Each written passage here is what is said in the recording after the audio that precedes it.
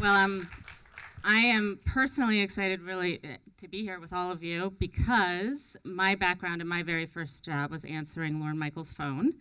And in doing so, I was able to work on several of his shows. And probably the biggest lesson that I got out of that experience is that comedy writers specifically are brilliant, and that comedy writers in late night are beyond brilliant. There's a special thing in having to answer to what's going on in a topical way that I think is unlike most other mediums and unlike most other formats.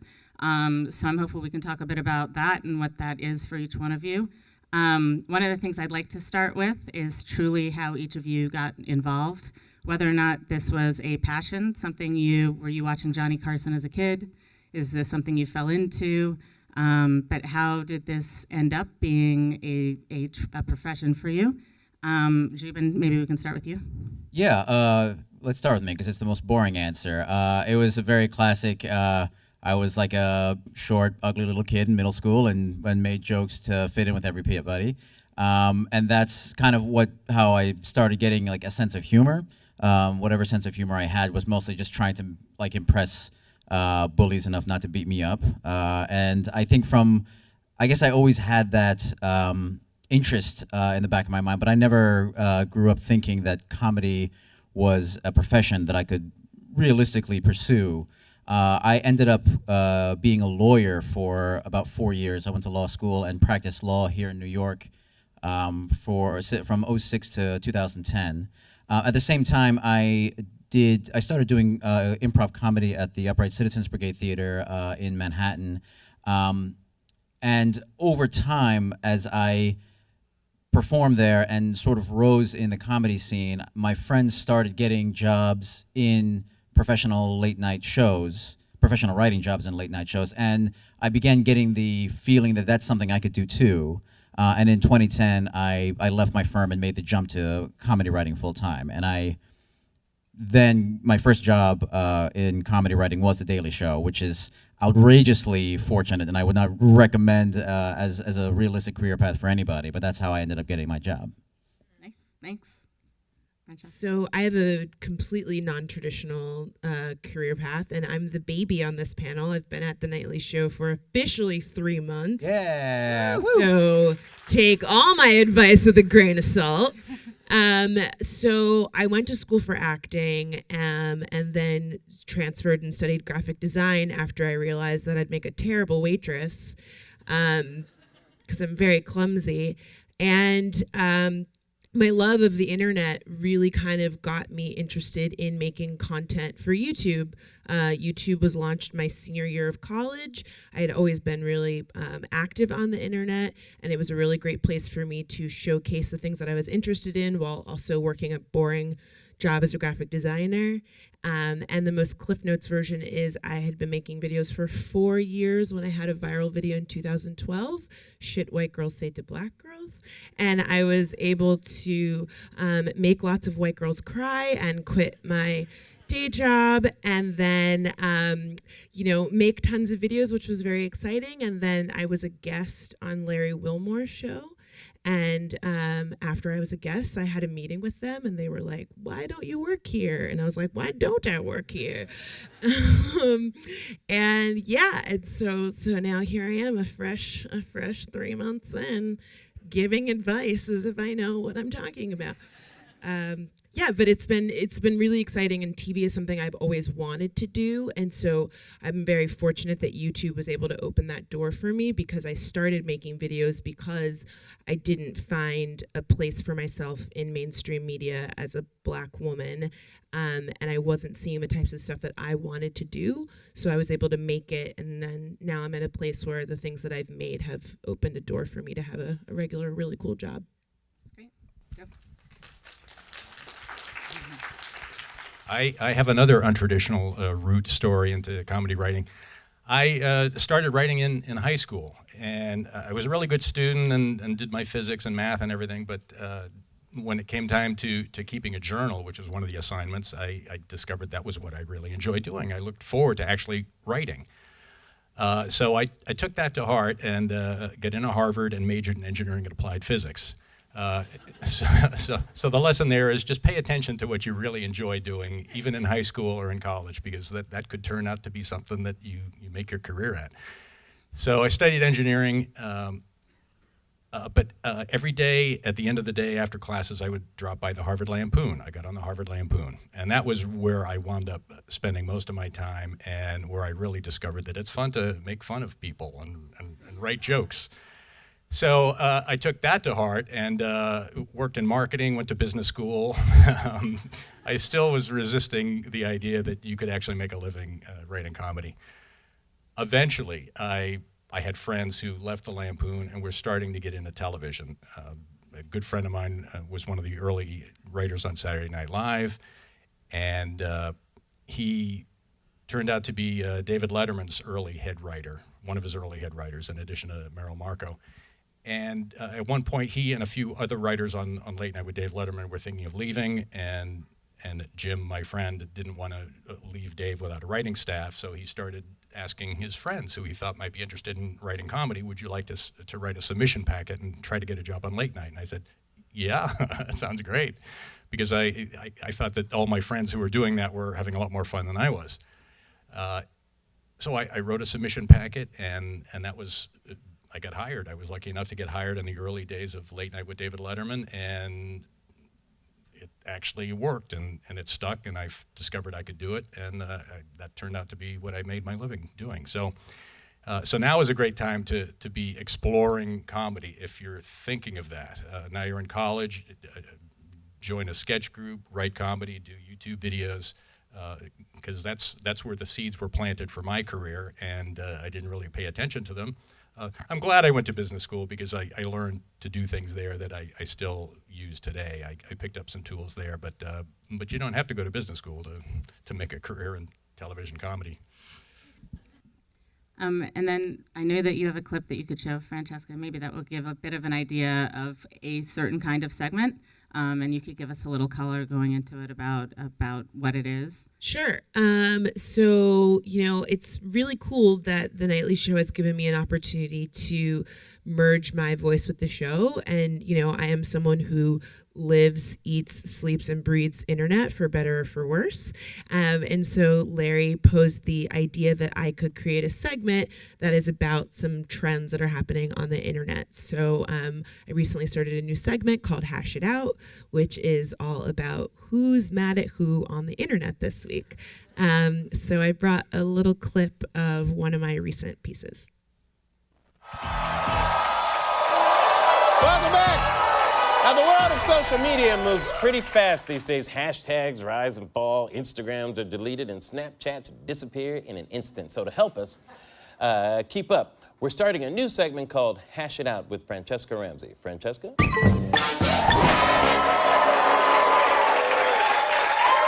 Thanks, Larry.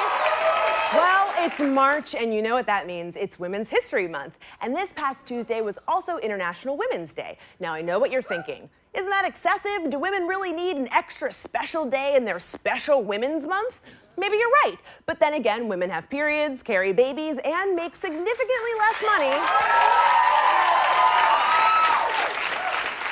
than men do, so we're keeping the day. Sadly, no matter how many days we get, women never seem to have it easy, and that holds just as true on Twitter. The first big social media freakout this week came when reality TV star Kim Kardashian tweeted out a nude selfie with the caption, "When you're like, I have nothing to wear, LOL." Okay, certainly nothing we haven't seen before, no big deal. At least I thought it wasn't until I checked Twitter. Here are a handful of the responses. You're a mother. You're a mother. And of course, my favorite, that's not the way you should carry yourself as a mother and wife. That's not how she should carry herself as a wife. She's married to Kanye West.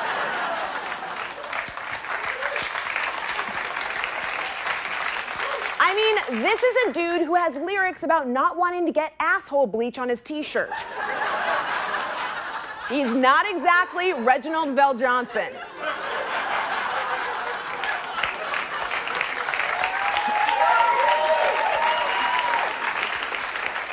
Sorry, ever since we found out that other guy was a serial rapist, Reginald's now the go-to TV dad.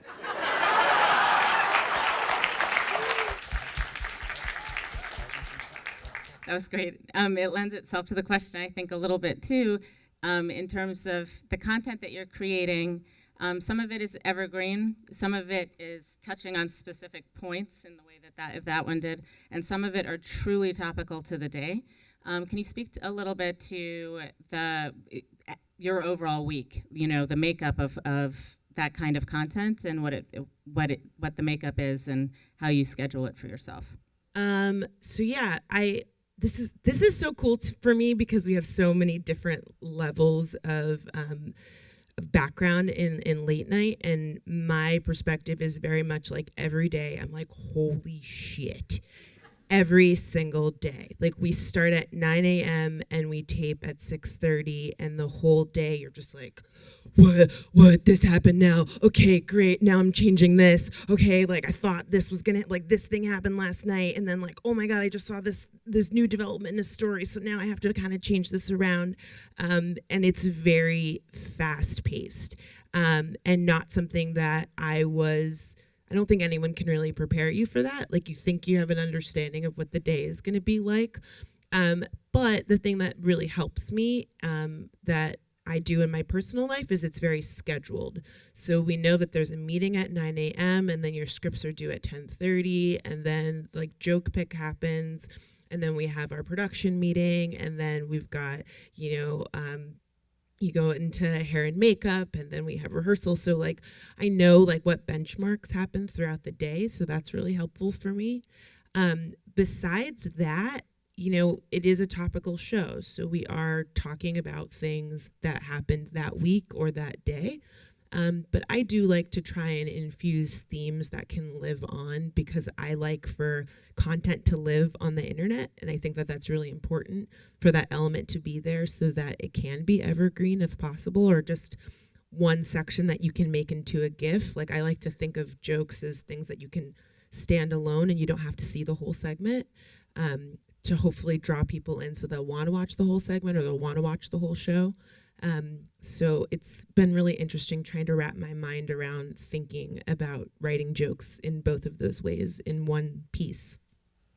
And Zhubin, in your position, where you're organizing a lot of this and how the content comes in, it's kind of the same question. Is there thought at the beginning of the week in terms of how it's going to be structured, in terms of the monologue jokes versus sort of the other segments involved, and how they are assigned, and what does that look like? It's definitely the structure of the day allows there to be some stability because the stories are so rapidly changing. Especially like as a writer, you're usually one part of this larger machine. When you move up into as a head writer, you are sort of seeing a lot more of the pieces as they're flying back and forth, and like grabbing them, editing them, changing them, moving them out. So you usually there's a lot of management of the day that you don't really think of as late night. I think like a lot of people think of late night writing as like a 30 Rock episode where like all the writers are always doing some weird thing that has nothing to do with writing. And in reality, like a lot of the day is like very highly regimented. Franchesca's schedule is actually very similar to ours. We're the same, so we're sister shows, and there's an enormous amount of deadlines throughout the day. So I would say that usually whatever we get at the morning to see what the stories of the day are, that varies wildly, but like the machinery usually stays the same. So no matter what is thrown at you, it's like, great, you have to write a draft about that in like an hour and a half. And then as the day goes on, there are certain points at which you are able to inject like new stuff that comes in, but there's definitely a structure that just has to exist because the cameras come on at 9:30 or 6:30, whether you want them to or not.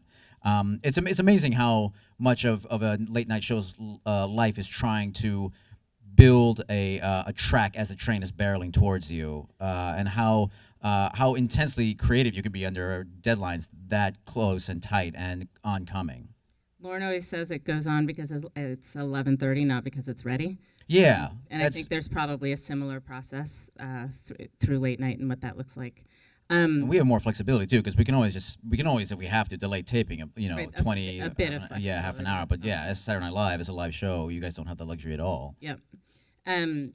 Politics, political year, is that sort of a gift? Completely. A complete yeah, gift. it's if the material itself is funny to watch, like if you're watching Ted Cruz say something so asinine that the audience reacts to that, that's a gift. You don't need to, the joke is just like an icing on the top. If you're watching a news story that's, about, 30 dead in a prison riot in Albuquerque, it's like, oh, how are we gonna make a joke out of this? Like we come out of that and the audience is like, wow, that's really sad.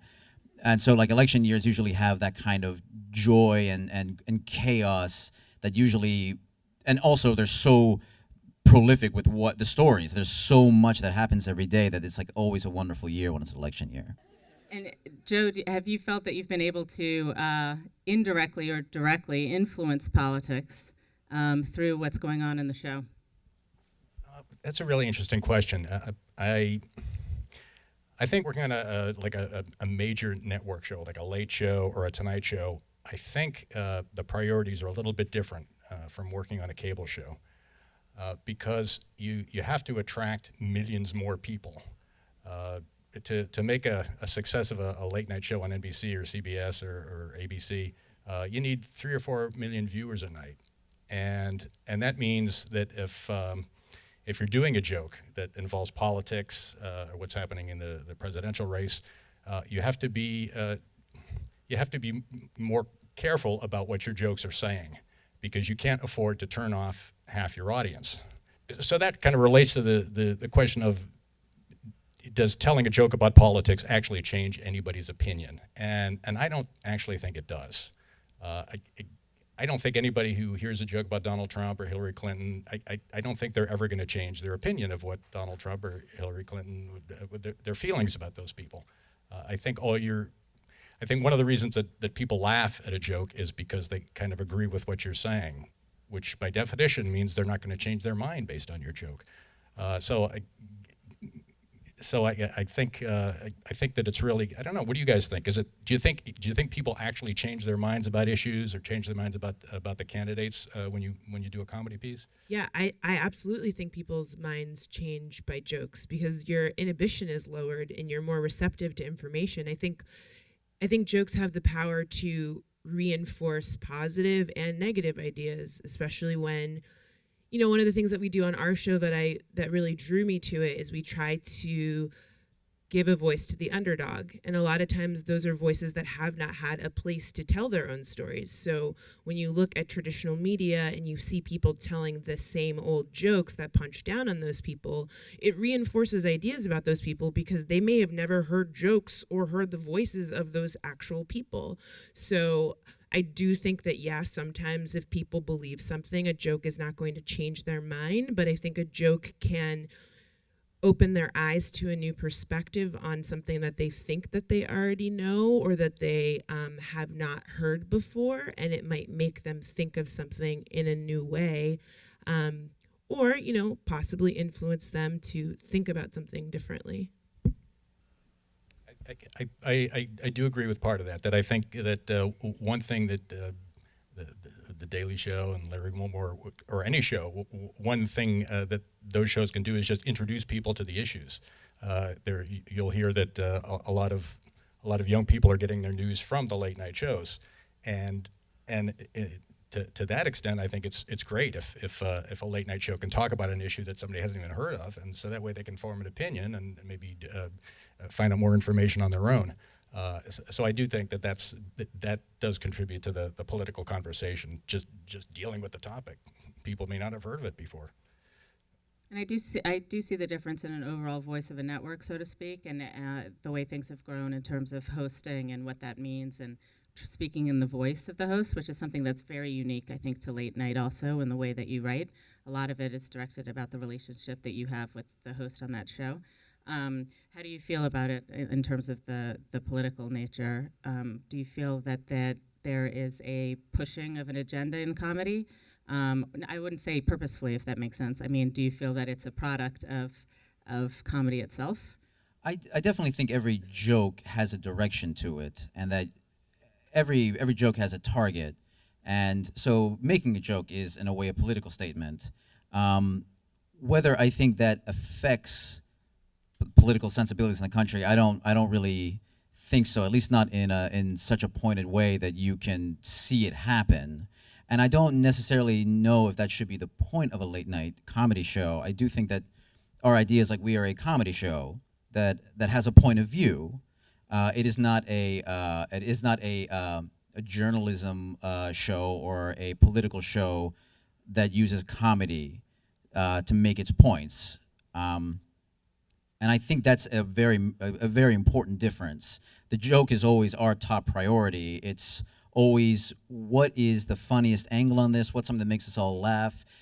The best kinds of those jokes tend to be in a direction, because satire is sharper and it's funnier, and as opposed to the broader kind of jokes that tend to just have like inoffensive themes. But I don't think that that's the same thing as saying that we are a political entity trying to make an agenda, trying to advance some point of view and change the culture or the politics. If that is a byproduct of any show, especially if it comes to like introducing new voices and creating more perspectives, then I think that could be really beneficial. But I think if a show tries to make that the point of view, and more importantly, I think that if writers who are trying to get onto those shows think that's the point of those shows, they're going to be very disappointed. They're going to find themselves not advancing in their careers as far as people who recognize that the point of a comedy show is to make comedy. Yes. In terms of sort of what drove you to do what you're doing, both of you, Franchesca and Zhubin, I know you previously from the online world. Do you feel that is a true driver now for finding up-and-coming talent for the shows that you're on? I mean, is that a place where you mine talent? Is that a place where you're looking for new writers and I mean, you're the embodiment of that, right? Yeah. Yeah, I mean, that's how I got my job, and I think for me, I love that about the internet, because not everyone has the ability to move to New York and take expensive comedy classes. And, for me, I had a regular job and I worked very late hours. And so I moved to New York and I was doing stand-up, and then I couldn't do stand-up anymore because I was working as a designer, and some nights I wouldn't get out till 11 or 12 o'clock at night, and I like to sleep. So, YouTube was a place where I could still write and perform, but I could do it from the comfort of my home, and I could make a little bit more money than, the free drinks I was getting at the bar. And so there are lots of people who are getting book deals and writing television shows and web series, but they don't live in LA or they don't live in New York, but they're able to open those doors from wherever it is that they live. And I think that that's really cool. And interestingly enough, also, it's switching the other way. So meaning late night happens to do incredibly well on the web, and I think we've seen true evidence of that. And I'm curious, Joe, if you've seen that change just as an observer of how late night has shifted.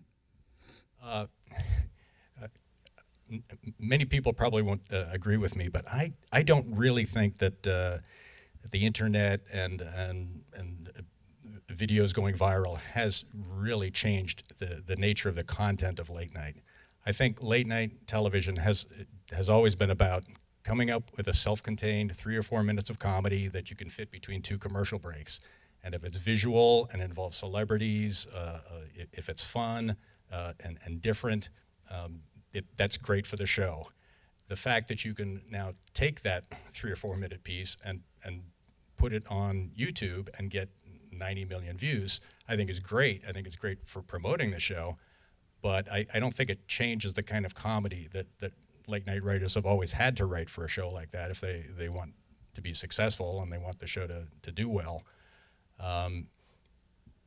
And I think there's I think that there was an article I read, Bill Carter wrote an article, it was in the Hollywood Reporter, and he got a quote from Jimmy Kimmel. And Jimmy Kimmel said, we don't really write for the internet, especially since there isn't very much money there.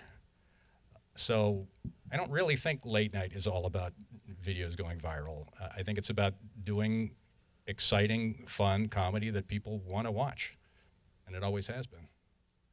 I think it definitely is a talent-finding machine more than maybe an innovative content machine. It definitely you bring in comics you otherwise would not have seen or heard about. But I definitely agree that the two styles are very similar. They're both in very small chunks. Maybe if anything, it's taught late night to be even faster and tighter in how they deliver these comedy chunks. What could have been handled in 7 or 8 minutes now is almost certainly going to be chopped down to like 3 or 4.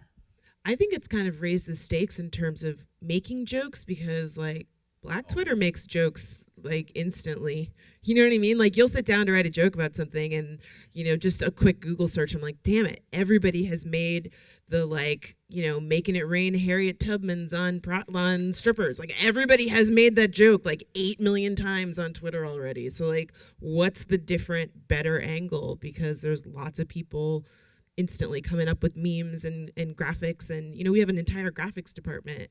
And the internet makes some of this stuff so fast. So you really have to like use the resources like the video production that you have. You have to do stuff that they can't. Yeah, you have to take it up to like the next level. Yeah. The day that you all are writing and creating, are you aware and purposely looking at what other people are writing and creating, or are you purposely not looking? Or a mix of both, if that makes sense.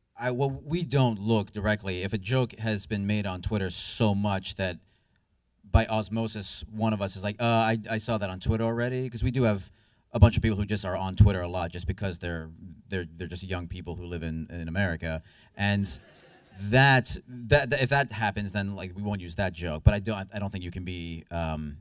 I think you will drive yourself crazy if you're constantly searching for whether someone has said your joke in any context in any way. And speaking of Twitter and speaking of the internet and a way to get your material out there, there's a story which is actually true of a writer who was discovered on Twitter. Like up to now, you've been telling us all false stories. No, Just one story. Because I actually told a story once and I thought it was apocryphal, but then I spoke to somebody at NBC and she said, no, that actually happened. So it's not apocryphal, it's actually true. It's a guy who's working, I think, in IT in somewhere in the Midwest, and he just posted funny jokes on Twitter. And his jokes came to the attention of somebody who worked on the Seth Meyers show, and he was invited to submit material to the show. He got a job, and I think he's still working there on staff as a writer. So he was discovered through Twitter. So YouTube videos are great, but if all you can do is post some jokes on Twitter, some topical jokes, monologue type jokes, just put them on Twitter. And I think there's several writers. I think like Megan Amram, who writes for a lot of sitcoms out there, got her start on Twitter. There's been a more. bunch. Yeah. Yeah, that That's happens a a lot. common avenue now to being hired. And now people who are looking to hire writers, if they hear the name of a writer, they might say, oh, is the person on Twitter? And they'll just go on Twitter, and it's just an easy way to sample the candidate's comedy, just going online with no risk at all. You don't have to ask for a resume. The other side of that, though, that I will say, because I do sometimes see really funny people on Twitter, and I think you're giving so much of this away. Like, what are you actually, like, a lot of people I feel like don't end up getting any ownership over their work online. And I think Twitter is one of those spaces where it's very difficult. It's so reactive, right? Yeah. That it's almost like if you took the time out to figure out the ownership part, you would have missed the now of the tweet. Yeah, so I do think you have to kind of pick and choose in the sense that if what you really want is like a career as a comedy writer, like you can't give away all of your best stuff on Twitter, but like that's really the time to like start working on your writer's packet or have a website or have some place where you actually own your work. You know, if your Twitter gets flagged tomorrow and gets taken down, like, are you completely screwed because you lost all these followers and all these great jokes? Or do you have them housed someplace that belongs to you and people can know that is your work and someone else didn't steal it or take credit for it? We've had a fair amount of success with either in-house writers that are above average or channel partners that are above average that have gotten staffed on shows. And I do think maybe because it just adds to the resume, meaning there's something that you can actually show to put forward, but agree with you that it doesn't necessarily transfer joke for joke, if that makes sense. So, Yeah. And I will say, though, I bet Jimmy Kimmel is making some money on those videos. Absolutely. Do you know what I mean? Like, there is money to be made, and I do think I've that's seen those the AdSense checks. Yeah, I was going to say They're not bad. there's a lot changing in that space, I do think, and where the ability to produce in terms of lower dollars and the money actually increasing over time. I don't necessarily think that's a competition, by the way, or in lieu of in any way. It's a complement to, or at least that's my look at it. I don't know if I'm not this far up in the pay grade, but I don't know if our corporate parents see it that way. I think there's a lot of fear of how to monetize internet views that that I think is reflected in some corporate decisions, not necessarily ours, but other ones, about how much stuff to put on YouTube, for example, or how much additional content we should put online, like solely for like Snapchat or Facebook. And I think that reflects, I can't imagine there's not some rationally based fear of how much money can be taken from the internet, at least right now. I think that as time goes on, this is fighting a losing battle. The internet will eventually sort of consume television and late night writing in particular, but I don't think right now our corporate overlords know how to make money off that, and I think that results in a very zigzaggy approach to getting online from show to show. Yeah, you'd think they would have figured this out by now. Like, I think so, yeah. Yeah. Do we air 30 seconds of this fabulous 4-minute comedy piece? Do we air the whole thing? Do we do it the day after? Yeah, I mean, these are the industries that, like, did nothing to stop Napster except sue them instead of like adopting, like, recognizing that music was going digital. So there's a lot of like there's not as much innovation in corporate America as you might think there is, or at least not a lot of adaptability. Yeah, they're just trying to figure it out now. I think it's just a matter of the fact that a lot of people didn't take the internet seriously for a really long time. Even to this day, like when I talk to people about what I do or how I got my job, I think a lot of them are still very like, oh, you make like Vines or something? And I'm like, I'm not a Viner. Like, I have standards. But I think it's all of us. I was the same way about Snapchat. I talked so much crap about it, and now I love Snapchat. You know what I mean? And now I think TV is trying to figure out, like, how do we utilize Facebook? Like, people's videos on Facebook are getting more views than people tune in for the show, but how do you get that to translate to someone tuning in for 22 minutes versus 2 minutes?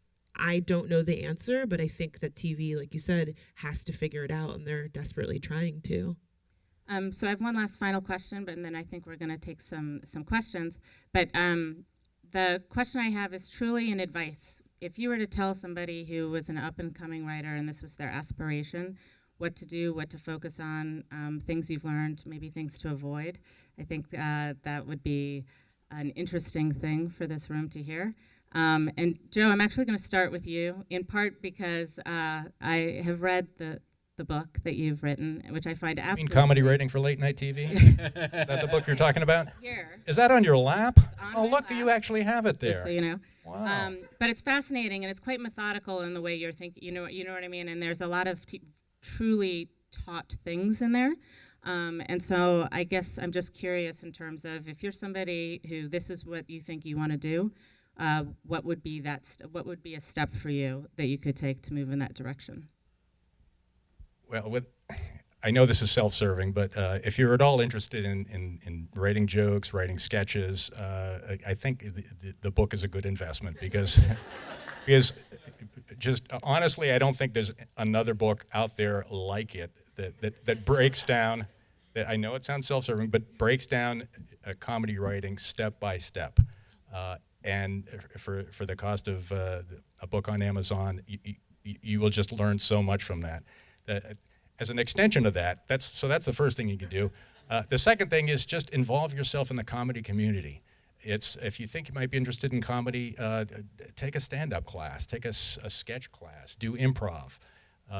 Try it on as to find out whether you're good at it, whether you enjoy it. And in parallel to that, I would say start your writing samples, start writing sketches, start posting jokes on Twitter. Start developing a body of writing that you can refine over the years. If a lot of it is evergreen material, it'll hold up. It won't get stale very quickly. And then you'll have a writing sample that you can present if the occasion presents itself. If somebody's looking to hire somebody or somebody wants jokes for an event, you can give them a writing sample and you'll be ready. So mingle with other people in the comedy community, trade information, tips, try it on as an activity, see if you enjoy it, and also just write and see if you're good at it and if you enjoy it. Yeah, I think writing daily and getting in the habit of it and challenging yourself to write on certain topics or write in a time frame is really important. A lot of times when people ask me for career advice, they say, I really want to do this thing, I want to do this, and it's like, well, just do. Like you can talk about wanting to do something, and then at some point you just have to try and do. When I was doing stand-up, my girlfriends and I would do a 10 joke a day challenge where we would have to email each other 10 jokes every day. And like 8 of those jokes were terrible, but 2 of them would be pretty good. And then by the end of the week, you would have like a handful of decent jokes. And that was just a matter of like, you just have to do. So I think that that's really important. And then I would say, really trying to force yourself to write about things that are happening that you're interested in, but then things that you're not that interested in too. Because one thing I've learned is sometimes you get an assignment and you're like, I don't know anything about this story. I'm not really passionate about it, but like, how do I find what makes me like tick about this story? And so just looking on your newsfeed and saying, what is this story about? What can I say that's really funny about it? I feel like that's a good way to just get your brain around the idea of finding creative ways to tell a story about something that everyone's talking about or interested in. Yeah, I would repeat what they said basically, and it's critical to write constantly, but it's just as critical to get your material in front of other people. I think the only way you really learn what's funny about your writing is by constantly putting it up for either acceptance or rejection. Whether that means taking sketch classes or improv classes or just doing stand-up, you constantly want to be in live fire situations, so to speak. Like you always want to be performing in front of as many audiences as possible and seeing how they react to your jokes. That's the only way you kind of intuitively get how a joke needs to work and what about your voice can be funny and how it can be funny. And also to Joe's point, you really should be in a comedy community of some sort. As those people rise up with you, they recommend you for jobs. This is a business of people who know each other, because no one wants to work with someone they don't like. And that's why it's really important to be in a comedy community, constantly putting up as much of your work in front of people as you can all the time. And if you're talented, and there's also, going to the Twitter thing, like funny people recognize that jokes are and ideas are a dime a dozen. You don't ever need to be precious about certain jokes, and you'll find out once you start writing comedy that jokes that you think are gold, everyone else will just like silently wait for you to finish and then move on, and there'll be like an embarrassed silence in the room. And if the faster you learn that funny is not like in a joke, it's like a voice, it's an attitude that doesn't need. Don't be precious with your jokes, and you learn that the more you do comedy. So do it a lot in front of people in a comedy community. So I would like to open this to questions now. I would say, just as an added thing to what you just said, I do believe that the comedy community is an incredibly generous community and incredibly supportive, and just ditto to what you all said about getting in front of those people. And you all are very fortunate because tonight you have them sitting here. So hopefully you have some questions and we can take the opportunity to have them answer. I was wondering, since a lot of the content on late night shows is political, do you ever run into obstacles when you're writing because of political disagreements, like among the writers? Yeah, we have a pretty diverse political viewpoint in our writers' room. So we usually do have a lot of our morning meetings will become debates about what we want to say and the points we want to make. And usually, ultimately, Trevor is the deciding factor of what we end up saying, but he's very good about incorporating the different points of view and going through that. So usually if you, and again, back to the comedy part of it, if you have an alternative point of view or like a disagreement, if you just say it and then go quiet, everyone will just kind of move on. That's why you have to always have like the comedic angle to your point of view. You have to be able to express it in a way that has like a funny thought behind it or a comedic resolution, and funny stuff gets in the show regardless of its political affiliate. Well, I mean, we don't have Nazis on staff, but like that probably is not gonna. But if you can express your point of view in a joke and in a funny way that even someone who disagrees with you laughs at, that's usually always incorporated into the show. So I would say these disagreements usually provide like fodder, like they churn up the ground for more jokes than like stop us on the way over to any final product. Yes? Hi, this is directed towards Franchesca. So I'm also interested in creating content around race, gender, sexuality.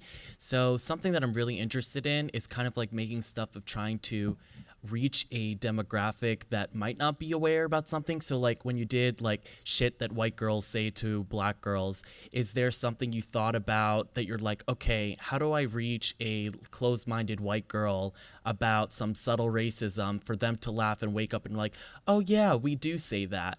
And like that's the type of work that I like to do, that I could even be able to reach someone that wasn't open to it and then laugh at it and then be like, oh wow, I should think differently. So like what were even like some feedbacks from like some white girls about that? Read the comments. They're horrific. Something that I've really tried to do more of, I wrote for Upworthy for a hot minute and I learned so much there. And one of the things that they really encouraged us to do is it's easy to preach to the choir. And so I think especially for people that do have a more liberal, progressive slant, you know, I realized that I had never actually watched Fox News. Like the only time I'd seen Fox News was like other people making fun of it. And so I think it's important to engage with content from people that think differently from you, to understand like what they're actually listening to and what they're actually connecting to and the language that's being used there and like how it reaches them. Those news outlets speak in a very different way than we speak, and the things that we appeal to them is very, very different. And so I think that that's really important. And then the other thing that I try to do in my work is I try to use myself as an example. I think anytime you talk about sensitive issues, it's really hard when it turns into like, you need to wise up because you suck about this.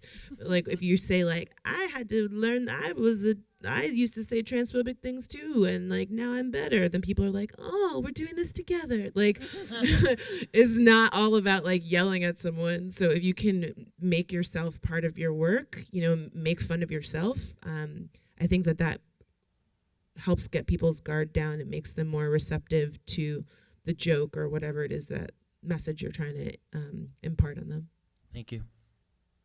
Yes. Hey guys, thanks for doing this. I have a question that's kind of the opposite side of the spectrum, but I'm curious and I don't know what type of answer I want to hear. We talked a lot about your life between 9 and 6:30, but what happens after that? Obviously, the show comes on at 11. Are you guys writing? I mean, do they let you out other than doing panel discussions? We have to go right back to the office after this, obviously, but like we can still hang out beforehand. My ass is going home. Yeah, head writer versus writer difference. We actually like at least at our show, like we have we're always looking forward to the next day's show.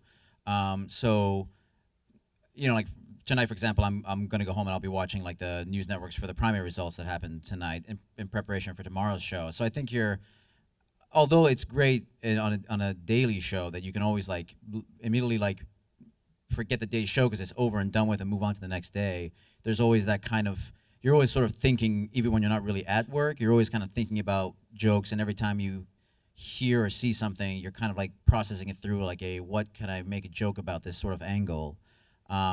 So usually we all end up going home around 8 or 9, but you're never really totally done thinking about the show from my perspective. Yeah, agreed. I mean, we have an awesome research team that sends us like emails in the evening and first thing in the morning, whether it's updates on the primaries or some breaking story happened.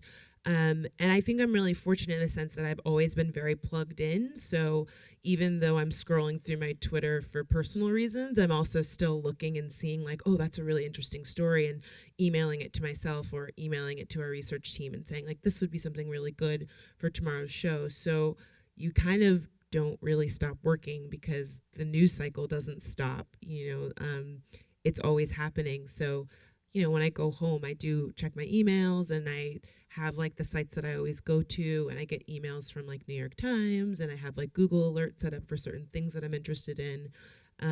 So you kind of are always looking and trying to figure out what you can be talking about or what you should be talking about. And then on a show like the Tonight Show and the Late Show, it's a little less structured in that there can be days where you have nothing planned for the next day. You have no comedy planned. Maybe something you had counted on it just fell through for some reason, and the writers might have to stay late after the show to come up with an idea, to write jokes for a piece that you need for the next day. If the next day is set and the day after that, maybe there's a hole a day after that you'll have to fill, but you can do that tomorrow, then people can leave at a more reasonable hour. So my question is, I'm in the TV club at my school, and I was really interested in taking a position as head writer. And one of the things I was interested in taking that position was finding a way to implement and get writers, interested writers, to collaborate and create scripts and jokes for like a full show. So with that being said, I was wondering, my question was, what's the collaboration process among the writing team, if there is one? And how do you put jokes and scripts together with like a large group of people? Because I'm really curious about how to be able to do that. Good question for you, Zhubin. Yeah, with us, there's the initial steps are collaborative. When we gather around to talk about what we want the story to be, like the headline, which is usually what we call each specific act in the show, the initial coming up with like the angle that we have, any like major comedic bit we have, and just any like riffing that jokes we come up with, just like room riffing, all happens first. And then once we have a sense of what we want the point of the story to be, what are the major beats we want it to be, and what the funniest jokes are that people are coming up with, the writers will separate out, and usually two of them will go and write up a separate draft of that story. And then when they come back to me with those scripts, me and the executive producers will take them and sort of with these new drafts figure out what we want the story to go, what of those jokes we wanted, what of the takes they came up with on their own that are even better than the ones we come up in the room, and then we'll send it to them to go write a second draft together. So I think in those writing processes, you want an initial sort of large initial freedom of thought and takes, but as the writers, once you kind of like begin to get like once the shape of it begins to have a little bit of rigidity, you definitely want the writers to, at least in my opinion, go and work through some thoughts themselves and add their own particular voices to it. So I think having a mix of like everyone in the room and also everyone separating out and coming up with their own stuff helps out in whatever way you want to do it. Having that mix is important, I think. Okay. Do you guys have anything? Yeah, we have a very similar process at Nightly Show, except for when we're in the, people come and bring ideas. So, we'll get the email from our researchers to say, like, here are some top stories, here are some things that Larry's really interested in, and then we'll come in and we'll pitch ideas based on those stories, and then maybe two people have a similar take, or two people really are vibing on something, and our head writer will say, well, do the two of you guys want to work on this, or do you want to work on it separately? And then we kind of decide, and then throughout the day, you might get an email from someone that says, oh, I saw this really funny thing that might work for the take that you're writing, or this might be like the right thing. And then, that's a sign so that we can kind of lay out the format of the show. Did you have the same experience? No, actually, on the Tonight Show or Late Show or a show like that, there's very little group writing, which I think surprises a lot of people. Most of the writing is writers sitting alone in their offices, coming up with their own ideas. If it's an idea like a commercial parody that where you'd write a script, the writer will write the script, or the writer will go into other writer's office and say, I have this idea, you want to work with me on it. But there are very few times when the whole writing staff or most of the writing staff is sitting around a table pitching jokes. So something that's been talked a lot about recently is the abundance of late night shows and how many of them there are now. I think even just in the last 2 years, there have been so many new ones. There's Samantha Bee, and the Nightly Show is only in its second year, I think. And I'm curious what you guys think about how the abundance of shows, or the many more options for people who are interested in late night for what they want to watch, how that affects your writing. Do you feel any kind of different pressure in terms of a particular take, or pressure to have a certain kind of format, given that there are so many things that people can be watching? I think that it's beneficial to everybody because it really heightens the importance of the unique voice every host brings to the show. And I think that it's great because I don't really worry that watching, that Samantha Bee will come up with the exact same joke and tell it in the same way that Trevor will, the same way that Larry will, the same way that Oliver will, because they each have their perspective that kind of is overriding any particular story. I think that might be a little bit more difficult. I probably like the network shows. I think might have a bit more of a difficulty in that because I think monologue jokes tend to have a little less room for voice adaptability than the late night shows that have like a longer sort of a lot. They spend a lot more time within one particular story and can like flesh out their own opinions on it. Right, and also in the late night shows like the network shows. At least when I was on the Tonight Show, I did think about the competition. I thought about Dave Letterman doing the Late Show, and I thought, okay, what can we do on the Tonight Show that Jay would be good at, that Jay would enjoy doing, that people aren't seeing from Dave, and that we can write and that would be funny, and let's do that stuff because people are getting a lot of good stuff from Dave. Let's not do the same thing. So it's maybe that's just my my MBA, my business school marketing background thinking. You think of the competition. What do people want, and are they getting that from the competition? And if you can do it better, then do it. So yeah, if I were in that position, if I were working on the Late Show now or Tonight Show, I would pay attention to what the other shows are doing, what Conan is doing. Yeah, I always think it's beneficial to see what other people are doing because you can learn from them. You can see what they're doing right and you can see what they're doing wrong and you can see where there's a void. You know, I think that that's any medium. When you want to find what your niche is, you have to look at the landscape and say, what's the story? What's the perspective that's missing? But me, day to day, because I'm so new, I just try to get through the day. You know what I mean? I'm a cog in the wheel in the sense that like I don't have to think about that. I have to think about trying to make the best show possible. And so there are other people whose job is to think about the numbers and who's watching and those things. And so I'm really just trying to still learn and have as much fun and experiment as much as I can. Our final question. Hi. I just want to start by saying I have a master's in international affairs, so it's really nice to see some folks still doing okay in the comedy world with secondary degrees. I feel, so I'm a writer and performer just around town, and I feel a lot of pressure to be doing everything. So doing online stuff, performing live, performing every night, collaborating, honing my own voice, working on a script or two and a packet here. And I'm wondering, in your experience, just I'd love to hear how you balanced those pressures, and either before you had writing jobs, and then even now, if you're still feeling that pressure to work on other projects. The struggle is so real. If you follow me on Snapchat, you know that like every day I have a breakdown about this. It's really, really hard. It's so hard. And I think that you have to remember that everyone's path is different and that while it's great to be inspired by what other people are doing, like if you're comparing yourself to other people, then that's taking away time that you could be working on what it is that you want to work on.